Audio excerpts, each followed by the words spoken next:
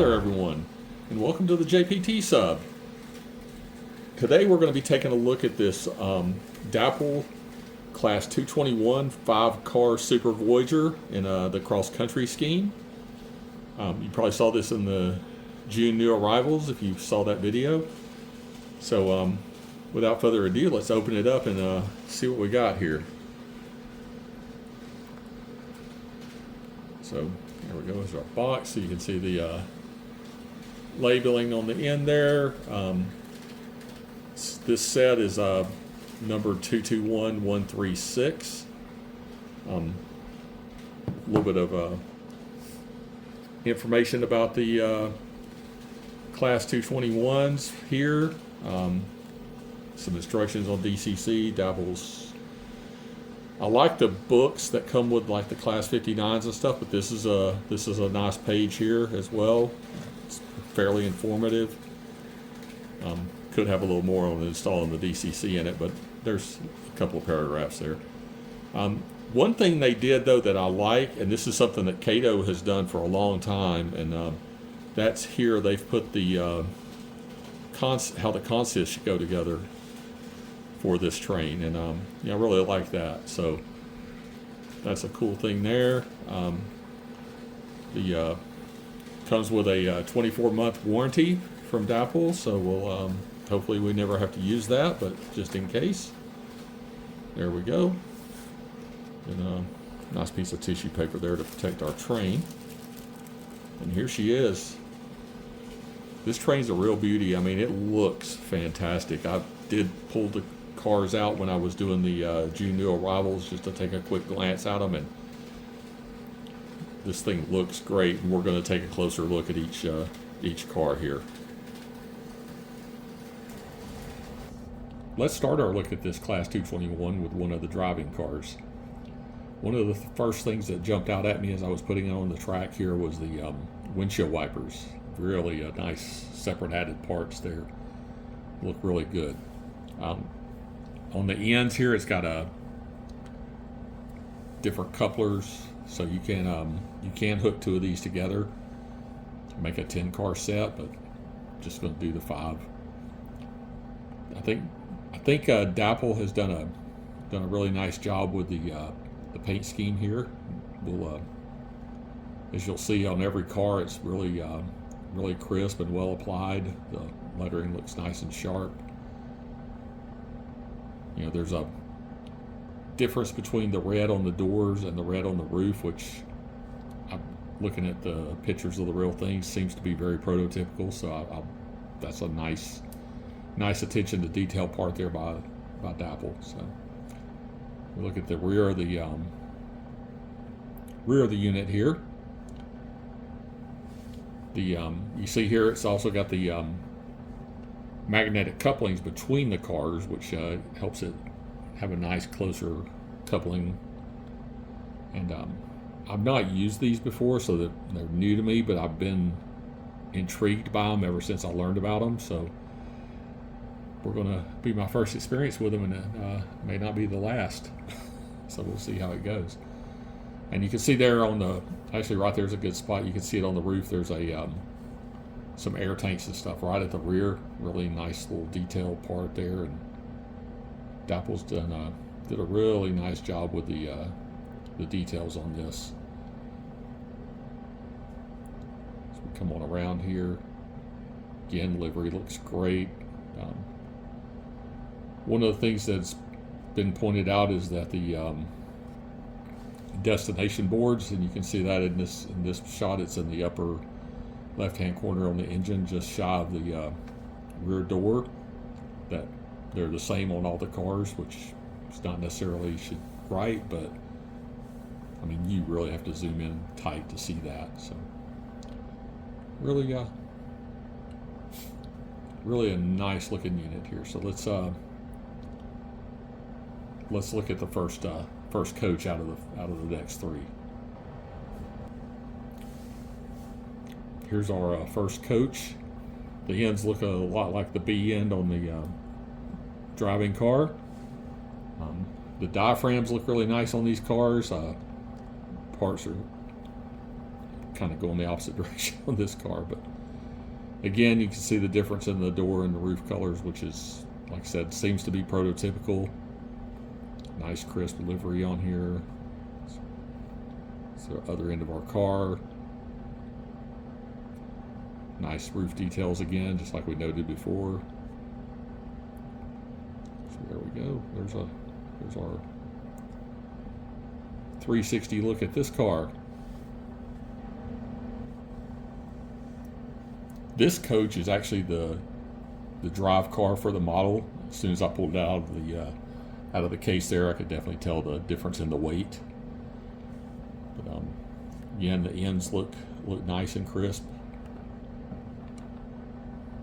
More detail here. You really can't tell this is the drive car looking at it this way. It looks really good, and from what I can tell, if you happen to light these, you can still see through in there. It'll be dark due to the really dark windows, but the motor doesn't stick up high enough to block it out. Here's the other end of our drive car. Again, the nice roof details. Can't say enough about how much that looks good. Here we go. You can kind of see it as we go by. The yellow steps are really cool on all these cars. All right. Then next up, here's our next coach. And as we spin it around, it's worth noting that on the drive car was the middle car in the set in the box, but according to the directions, it doesn't go in the middle. It goes next to one of the driving cars, so that's interesting. I kind of feel like I probably want to put it in the middle, get a little better performance. If I compare it to the Kato IET 800s, they're designed with that car to go right in the middle of the consist, so we'll see. I may try it both ways. We'll see what we get, but again, we'll continue on around here. Really good looking car. I mean, Dapol's done a great job with the paint scheme on this unit. Everything's crisp, clear. The lettering looks really good. Roof details picked out. There's those kind of noted it before. Pan a little bit right there. The steps that stick out under the doors with the yellow tips. That's really nice. And lastly, the other drive car. Again, can't get over those windshield wipers. They look really good there on here. You can see where the lighting would go, how the front end looks. This definitely looks the part. Really enjoying how this looks. And looking at it at this angle again, you can see like there's a lot of lining in this paint scheme, and Dapol's done an excellent job with the application of the lining here and getting that X design for the CrossCountry there. And the name and lettering and everything looks really, really good at just looking at it this way. I said I might try and zoom in on those destination boards on a different shot, and we'll see if you really can tell the difference or not. But as we come on around here, everything really looks just like the car from the other end. But overall, a great looking unit. Sorry about my finger there. So there you go. That's a 360 look at each of the cars here. So I'm going to put it over on the track, and we're going to run it a little bit and see how it does on DC. And then we're going to take a look at fitting DCC in this. Here's our Class 221 Super Voyager on the tracks. We're going to give it a quick test run, watch it do a couple of laps, and if everything looks fine, I'm just going to let it run for 30 minutes in the first direction, and then reverse it for 30 in the other. Let it have a nice break-in on DC there. Even though the instructions say you don't have to do that, I'm going to do it anyway. So here we go.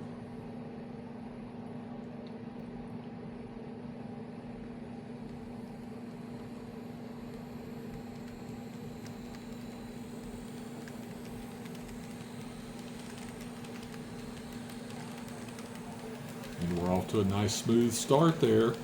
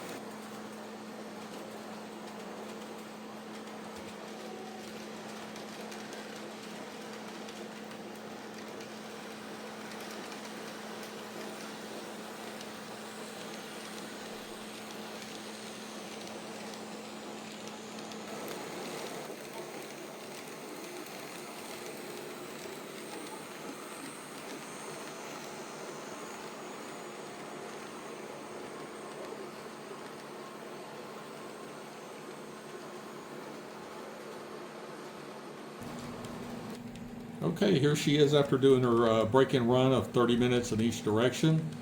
We're going to bring her to a stop here. So she ran flawlessly on DCC, no issues with her. A little bit noisy at the highest speeds, but yeah, ran her at medium speed most of the time, and no issues there. The magnetic couplings seem to work really well. It's the first time I've used those, so they're really cool. Next, we're going to put DCC in this unit. I've only seen one other decent video on putting DCC in one of these, and I'll reference that below, and we'll talk a little bit more about it as we're doing the DCC. As you just saw, this Class 221 performed flawlessly right out of the box on DC. No issues on any of my points or crossovers or even the bad track work.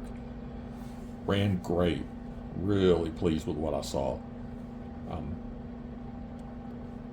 I did go ahead and do the break-in run on it. Ran it 30 minutes in each direction. The instructions say you really don't have to, but I went ahead and did that anyway. Next up, we're going to put DCC into this this set.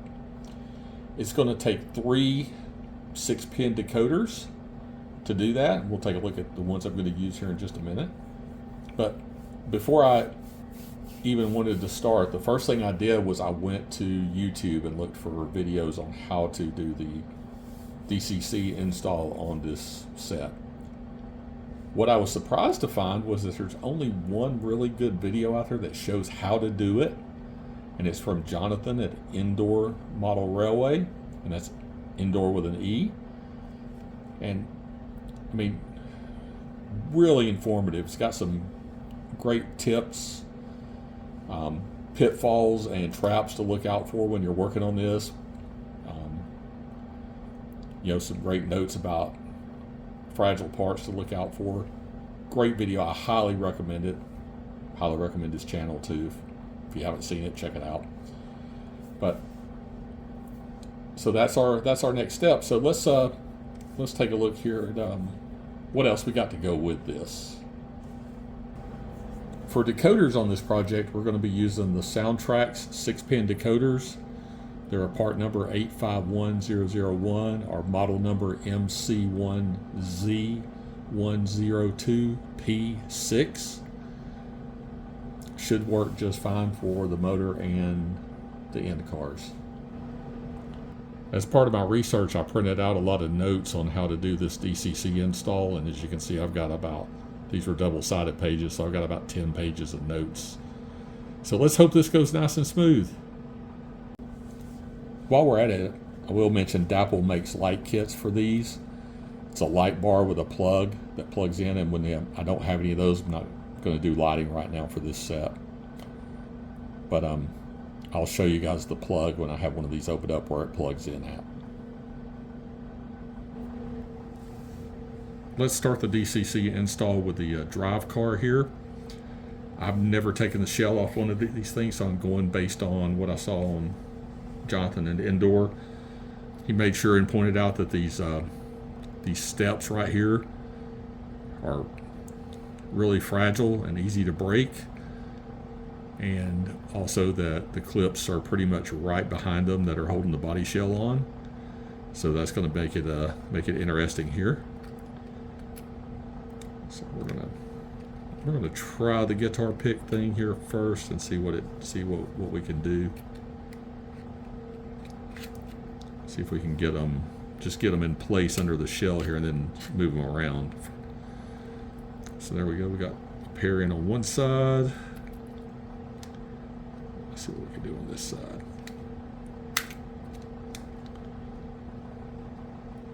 I really don't want to damage this either, so that's another thing there. So it looks like we got it out enough. I can get a clip in there. Yeah, there we go.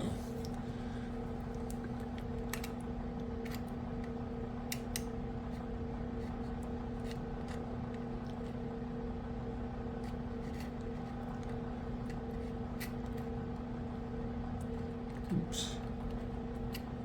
I got that hung on the truck there. That wouldn't be good. All right, so we got clips in it. Now let's see if we can get the shell off. So doesn't feel like it has even started to come loose yet. So we're gonna.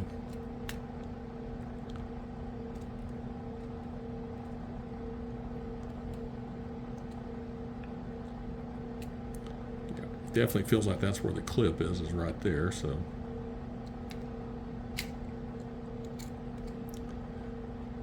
yeah, that's definitely going to be tricky because it does push the truck over when you're trying to get that clip out. So let's see if we can.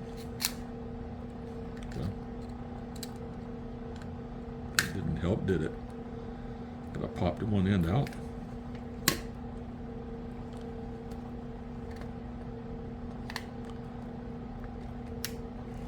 And I may speed this up just for depending on how bad it goes.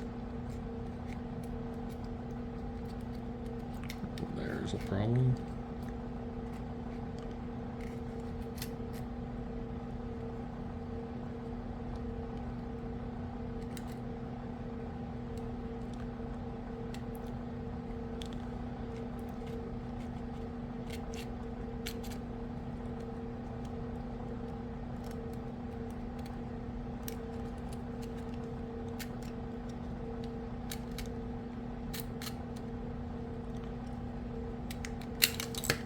All right, we got one end loose. Look at that. There we go. So the picks work, but it really did take in it. And that's one thing you got to be careful not to get it hung on the trucks as well. So, all right, look at that. We got it. All right, no wires. Excellent. All right, so then the next thing is we've got our set our shell back here out of the way. Get our decoder package out from under here. So I guess here's where our looks like where our decoder is going to go. So we got to unplug this one and plug in the new one. And again, this is our decoder. And one of the things that I know that I found when I was researching this is the front of the decoder, and I haven't checked the pin numbers yet, but there's a square. I don't know how well it shows, but one of the solder pads by one of the pins is square. That is how you can tell where is pin 1 on this particular decoder. So that helps a lot right there. So we know it's going to go this direction, and the solder pad was on this side on the bottom, so this will be pin 1. So I'm guessing what I should see here is, let's see what we see. We can look at this closer here. All right, so here's our blanker plug, and yeah, look at that. Pin 1 is here, going across to pin 6. So that means when we open up the decoder to put it in here, it should orient correctly with the right side up that we want. I'm going to refer to my directions and see if I need to put any Kapton tape under that decoder before I put it on or not, and then I'll open this. Open the package up and we'll install the decoder. Okay, let's pull this pin out here. Should be pretty. It's not a lot of. Look at that. There's not a lot of space back here. So, all right. So there's our blanker plug. We're going to open this up and get our decoder here. Okay, here's our package here. By the way, what's inside this? Yeah, it's just a little info about some of the decoder settings. All right, so we're going to, and yeah, this bag's sealed too, so let's open that up. Okay, so let's see, let's get our decoder out here. There we go. And I strategically sliced that bag so that it can put the blanker plate back in that. This actually had a piece of plastic on the back of it here. I noticed when I pulled it out. And matter of fact, the whole thing's wrapped in plastic, so that helps a lot. So here we go. We got our square on the solder pad, right? I don't know if that doesn't want to focus, does it? Yeah, it doesn't want to focus on that, but there's the square is here. So we're going to try and put that in here.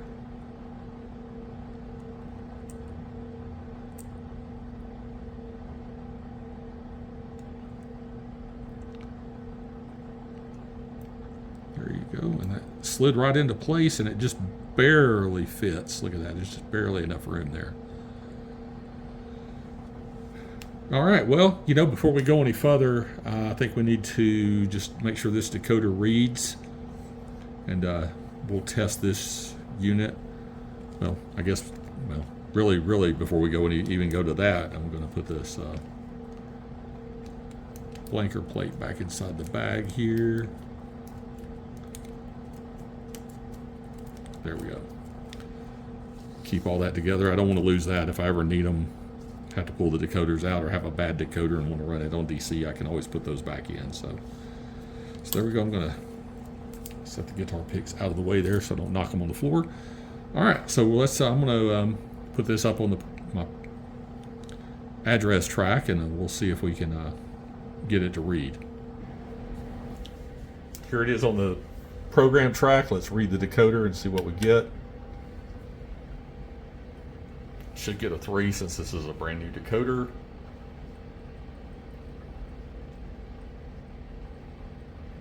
And yes, we got a 3. So that means it read the decoder. We should be good. Now I'm going to move it over to the layout and let's give it a test run and make sure it runs before we put the body shell back on it. Here we are on the track. We got our decoder set to 3. I'm going to apply a little power here. Very slowly. There we go. We're crawling away a little jerky, but it's at that slow a speed, but really crawls slow. I mean, other than just starting out, this train really wouldn't go that slow anyway, but going the other direction there, you can actually see the flywheel spinning there.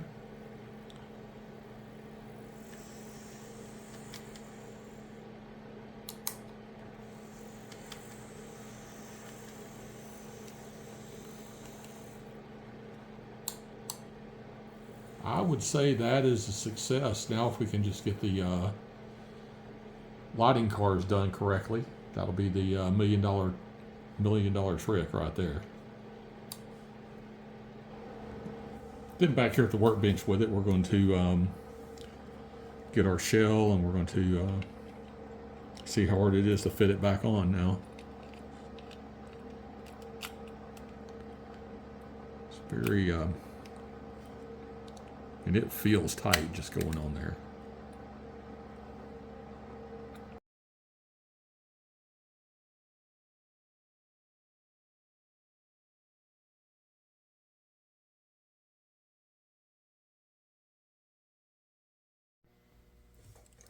Okay, well that was a devil of a job right there, but I did finally get the body back on this thing. There's the little tabs are, I mean, they're right under this step right here, but they're on the frame. And I mean, you literally have to be pulling out on it like right there to get it to pop in. So anyway, it's in. I'm probably going to go ahead and, well, I started saying I was going to go ahead and program it to the other car, but I'm going to wait till I get all the decoders installed and then we'll do some programming. So, all right, so I'm going to set this aside and then we're going to get the first of the head-end cars to do. Okay, we got our first power car here, and the phone was not playing nice, so I started on it, and I'm having to start over. As you can see, I've got my decoder here. I've already got it earmarked for this unit. Do that with all my decoders, so when I go put the blanking plates back, I can keep track of them. So this one, again, it was the guitar pick in this end. And then on this end, just did the same thing, but anyway, just slid it down and popped it out. So we've got a wire in there, so we've got to be careful with that. You can see the piping and everything for the nose headlight. I don't want to damage that. But we've got our decoder here. Gonna get our decoder out of the package here. All right, so we got our decoder. Looking at it here. So there's the little mark for our pin 1. And I think on the last decoder we put it that facing down, but this one, well, yeah, because the decoder comes out this way. So yeah, it's going to go, pin 1 will be this way. So yeah, there we go.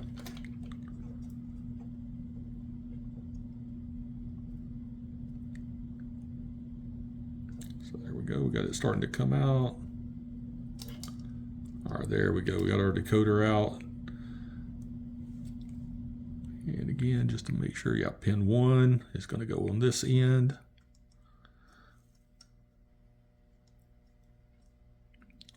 That kind of almost plugged in too easy. All right, that was simple enough. I'm going to go ahead and put this body shell back on there, and what I didn't notice, I should have looked in the power car, but what I don't see is where the supposed Dapol light bar plugs in for these. That's a $1 million question right there, and I don't see it. But anyway, I'm not putting them in right now, so I'm not going to worry about it. We'll revisit that if we ever get the chance to, right? All right, so that's going to have to line up right there.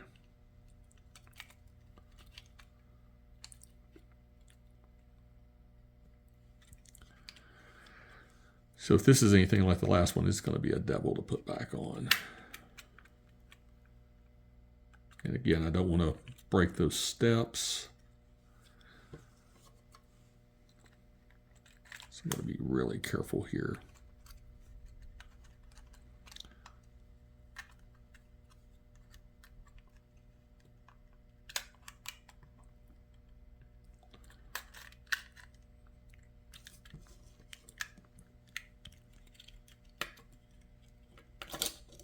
Oops. Not good.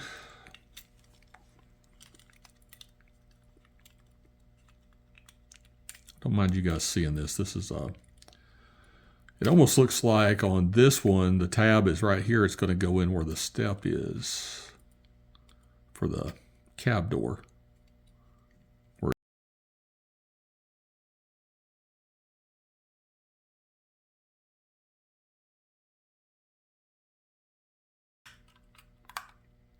Look at that, there it went.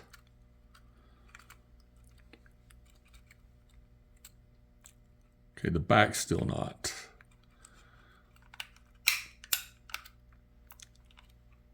There it went. All right, that one went together a lot simpler than the power car did. Not saying that was simple, but definitely was simpler than the power car. All right.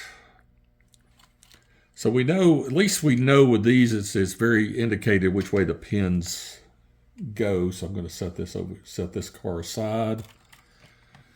I'm going to package my pin back up. Then all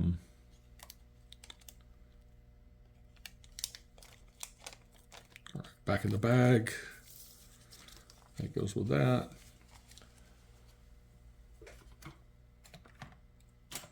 All right, so then we're going to do one more. Okay, here we go with our other drive car. So got to open this one up again. This is, I think we're kind of getting to where we see what we got to do, but so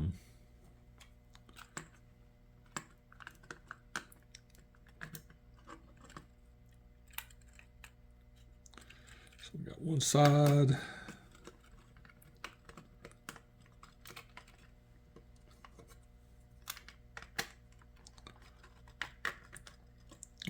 Pick in for that side. We're going to, we got to get past the bogey here.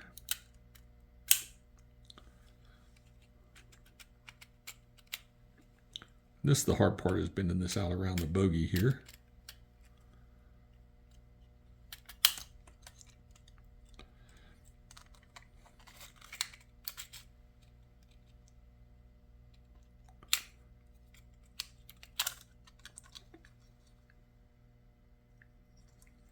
And there we go.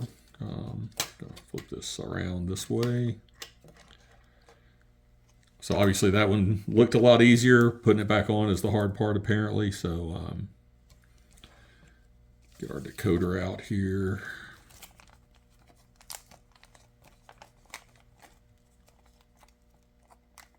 And yeah, I did pre-prep these packages. So all right, decoder. There's my little square there. I don't know why that doesn't want to focus on that, but there is a little square there for the first pad, so that helps. And the instructions even tell you that as well on this Soundtrax decoder. So I can't promise all decoders will have that feature, but it seems like from what I've seen, they may not say it, but they all tend to use that. They all say they use the square for the first solder pad. All right, decoder in, body back on. All right, so one of the things that decoders should be in the right way, but one of the things, the way the decoders go in that I read, is at this point, the lights are not going to be the right direction. There's still a CV setting that has to be adjusted to get the lights to the right setting.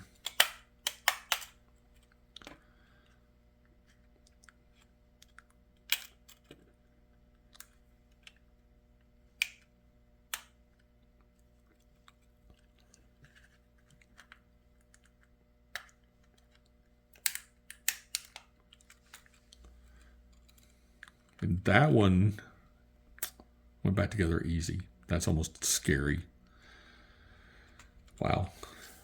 I am a little scared there.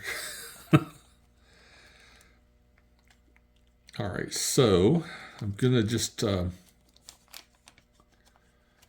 gonna check them on my programmer and see if both of these come back with a 3. Since they're motor decoders, they should send the data back, so it should be good there. So, and full disclosure, one of the guitar picks did go flying at some point, so I'll have to find it. All right, here we go. Let's hope for the best here. All right, moment of truth here for this car. This was the last one we did, by the way, so we'll work backwards here.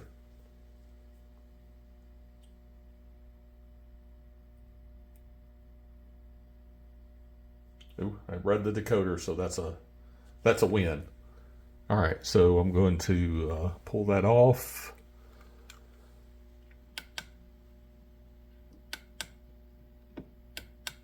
Let that read back to none.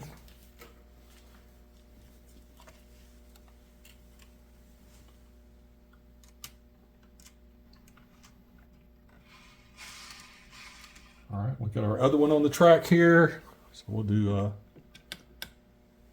read the decoder.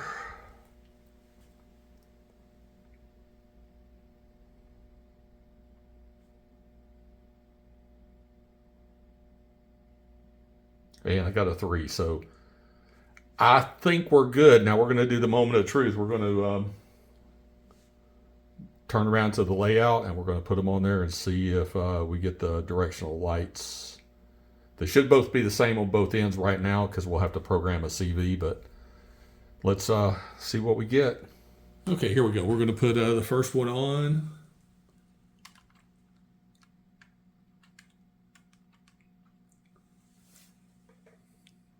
And we got the red tail lights here.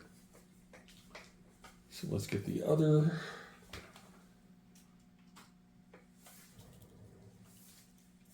On, and we're going to face it the same direction here.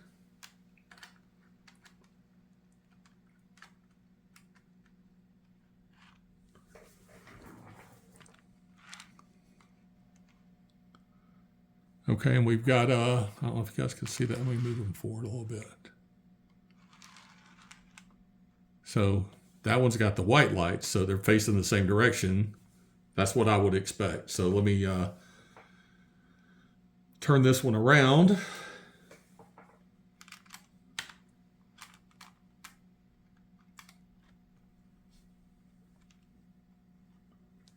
And it still has the white lights. Okay. So now I've got red back here, white here. Change the direction, red here, white here. So, no programming. I actually have the lights are right. So, I'm going to so you guys can. I'm just going to do this live here so you guys can see this. Hope you guys don't mind a little helicopter flying here. So we're going to come down here so you guys can see the red. We're going to come around here so it's live. You guys can see this. And we got the white lights. Now I'm going to switch the direction on my controller. And I've got red lights there. We're going to come back around. And we got white lights here. So I'm a little befuzzled, to be honest with you, because I expected to have to program the CVs for one of these cars to make the lights work opposite. So either I got lucky or what I read wasn't right. I don't know which, but you know what? There you have it. So really the only thing I need to do now is program an address into them, and I think I'm going to program these just since it is my only 221. I'm just going to program it 221 for now. So I'm going to do that. You guys have seen the programmer, so we're not going to do that. Let me do that, put the whole train on the track, and let's see what it does. Okay, here we go. We got our everything programmed to 221. The whole train on the track. Programmed in the decoder, pushed the F0, the lights came on. And I do have white lights coming this direction. Man, this is a good looking train.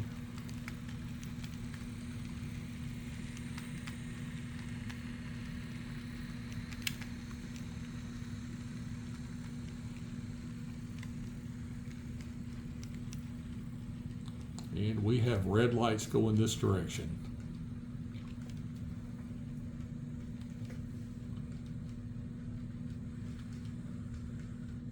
Now let's bring it, change directions and bring it back and see what we have. We'll reverse that shot.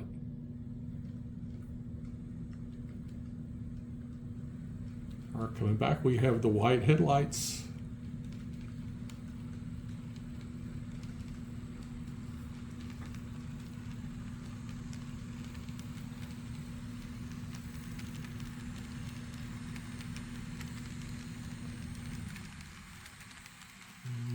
Moment of truth is coming up here.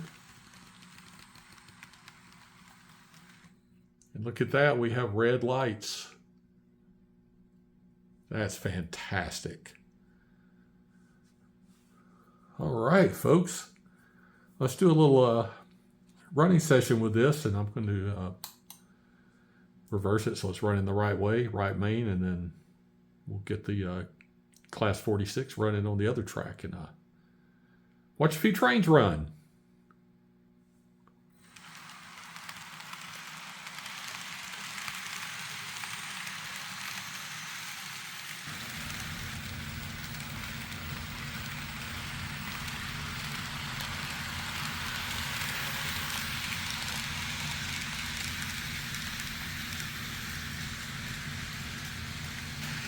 And second active high.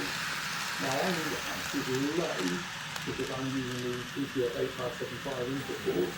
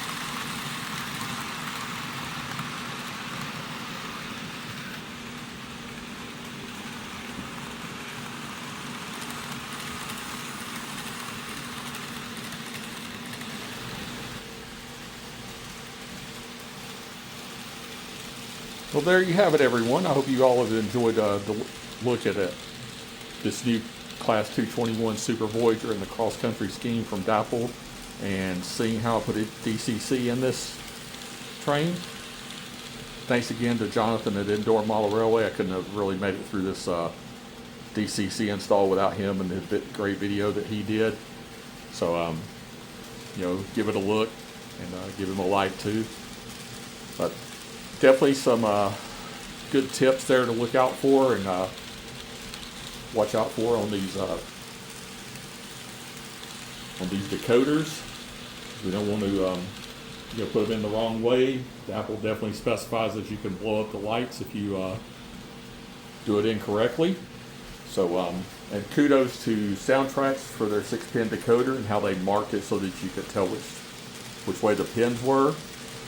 I was very happy to discover that I did not have to program the extra CVs to reverse the headlight direction on this train. Apparently it worked just fine right out of the gate there. And you know, it's been a fun adventure. I was a little nervous doing it, but wow, I'm happy with this set, and hope you guys appreciate you guys all coming along on the journey, and we'll see you next time right here on the JPT Sub.